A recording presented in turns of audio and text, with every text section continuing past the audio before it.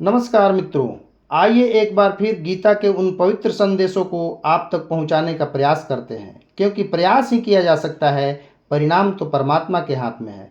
अर्जुन कहते हैं, कथम भीष्मम अहम संगख्ये द्रोणं च मधुसूदन इसुभिः प्रतियोत्स्यामि पूजारहौ अरिसूदन।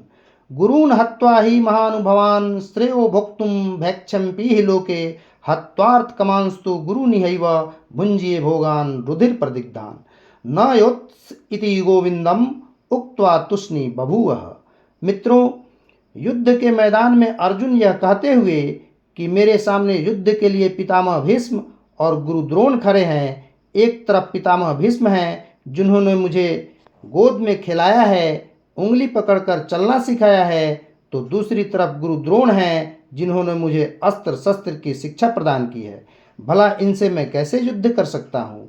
इन महानुभावों से युद्ध करने के बजाय इस लोक में भिक्षा का अन्न खाना मैं श्रेष्ठ समझता हूँ, बजाय इसके कि इन्हें युद्ध में पराजित कर राज्य का सुख भोगूं।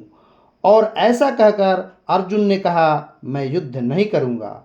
और यहीं से भगवान श्री कृष्ण ने अर्जुन को समझाना प्रारंभ किया है। फिर तो भगवान कृष्ण बहुत सारी बातें कही हैं। कृष्ण कहते हैं, न त्वेवाहम जातु नासम न त्वं नेमे जनाधिपः न चैव भविष्याम सर्वे वयमतः परम। अर्थात ना तो कभी ऐसा समय था जब मैं नहीं था या तुम नहीं थे या ये राजा लोग नहीं थे, और ना ही कभी भविष्य में ऐसा होगा कि हम सब नहीं रहेंगे। मित्रों, बड़े से बड़े विभूतियां भी अगर दुष्टों का संरक्षण करने लगते हैं, उनका अन्न ग्रहण करने लगते हैं, उनका संग साथ देने लगते हैं, तो भगवान श्री कृष्ण उनका साथ छोड़ देते हैं। और यही कारण था कि पितामह भीष्म और आचार्य द्रोण का साथ भगवान कृष्ण ने छोड़ दिया था। दरअसल अर्जुन की समस्या कोई नई समस्या नहीं थी। अर्जुन के पहले भी ये समस्याएं रही हैं और बाद में भी रहेंगी। फर्क सिर्फ इतना है कि अर्जुन के समय समाधान के लिए स्वयं भगवान कृष्ण प्रकट रूप से विद्यमान थे, आज भी विद्यमान हैं, परंतु अप्रकट हैं। आज उनके शब्द प्रकट हैं जो भगवत गीता के रूप में हम सब के लिए उपलब्ध हैं। इसीलिए कहता हूँ कि गीता से जुड़े प्रत्येक समस्याओं का समाधान गीता में निहित है। समस्याएं तो सनातन हैं, जिस प्रकार ईश्वर सनातन है, जीव सनातन है, उसी प्रकार समस्याएं भी सनातन हैं।